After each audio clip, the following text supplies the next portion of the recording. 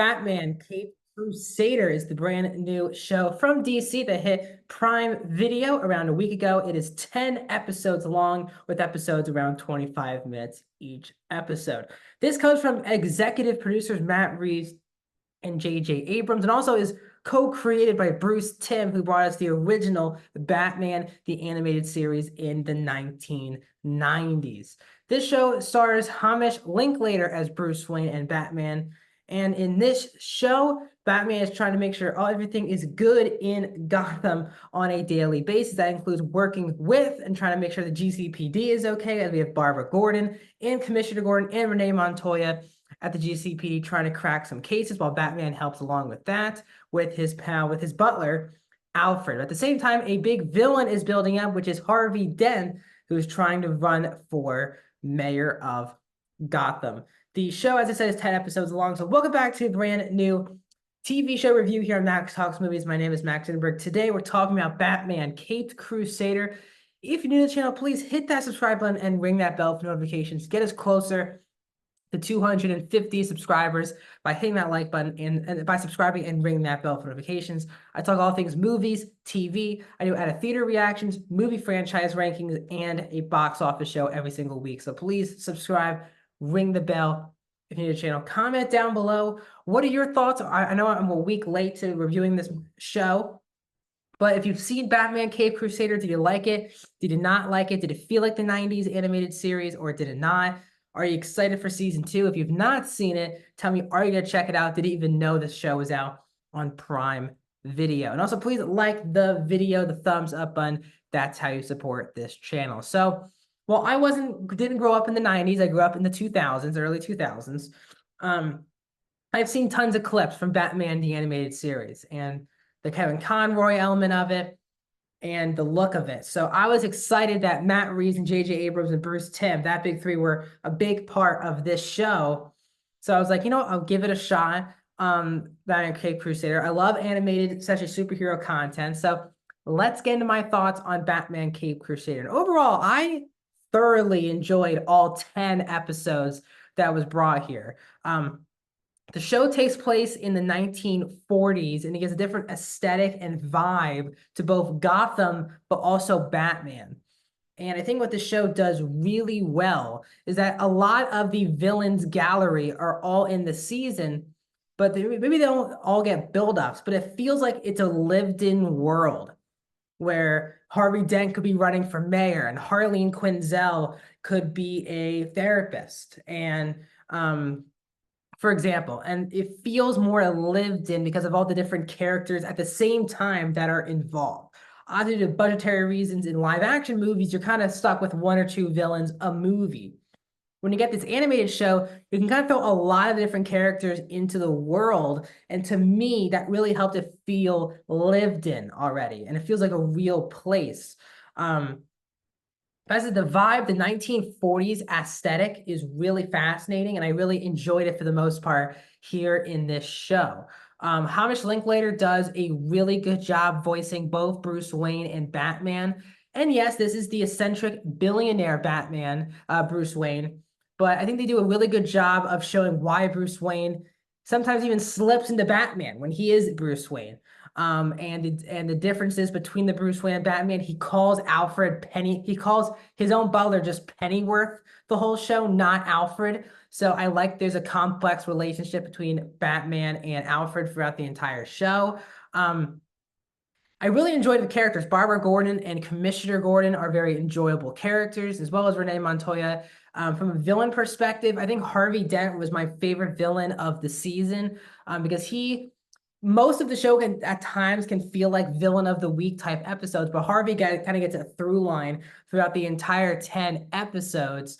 And even though you've seen this story told before, there's a little tweaks to the character progression of Harvey Dent, and I found it really enjoyable, especially because they make the fact that Harvey and Bruce are very close friends in the show.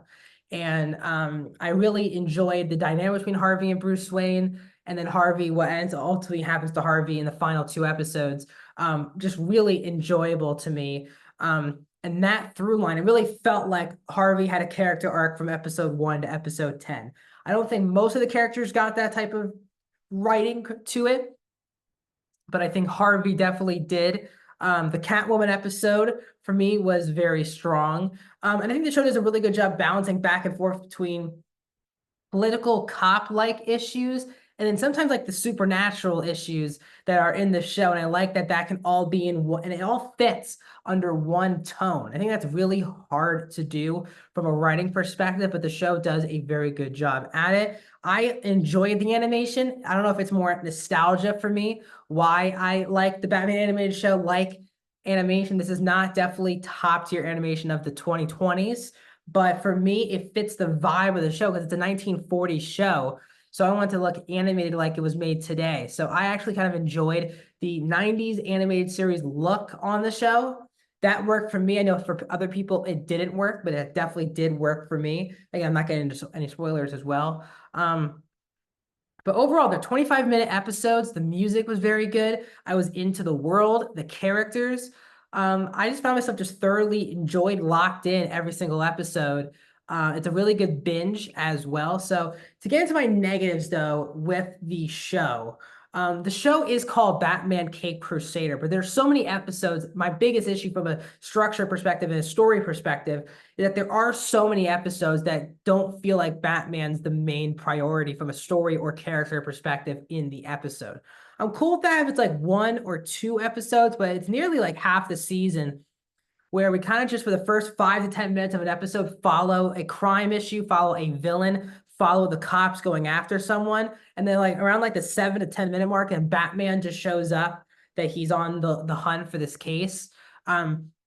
It sometimes to me does feel a little too villain of the week in this episode, and it's very much Batman the Animated Series. But if it's going to be villain of the week, I think they could have done a little bit more character work with both Batman and Bruce Wayne. There are snippets of it, but obviously the show has already been greenlit for a season 2. So when it goes into a season 2, I do want to see more Batman focused character arcs. There was a big moment towards the finale episode, which felt really enjoyable with that character. And there's hints of Bruce Wayne trying to slip into Batman while he's Bruce Wayne, which I really enjoyed. But instead of snippets, I want to see a little bit more than that in a season 2. So sometimes in a Batman show, it doesn't feel like the focus is Batman. There's so many episodes where Barbara Gordon or Commissioner Gordon are like the main characters of the episode, which I'm all cool with. I'm cool with them being prominent characters on the show, but I think in a Batman show, I think there's too many episodes where Batman just isn't the center focus either from a character or a story perspective. And as I said, there's sometimes do feel like villain of the week episodes, and I'm more of a person who likes more through lines in more episodes, and most of the villains don't even make it out of their own episodes. That's why I enjoyed Harvey's arc a lot, because it felt like he had a through line throughout all 10 episodes. I think when we move into a season 2, more of the characters do have more consistent through lines, which I actually am not worried about based off that really cool tease that we got at the end of the final episode of season 1. So overall, I thoroughly enjoyed Batman Cape Crusader on Prime Video. It's an excellent show that dives into that has some good Batman action, good Batman aesthetic, really good voice performances, as I said, great look, score to it, action scenes that I liked. It felt like a throwback in every good way possible, but I wish for a Batman show is a little bit more focused on Batman as a character arc or storyline. So overall, I'm going to give Batman Caped Crusader a 4 out of 5 stars. I'm going to go 82% for Batman Caped Crusader. What are your thoughts on the show? Let me know in the comment section, like the video, and I'll see you guys soon.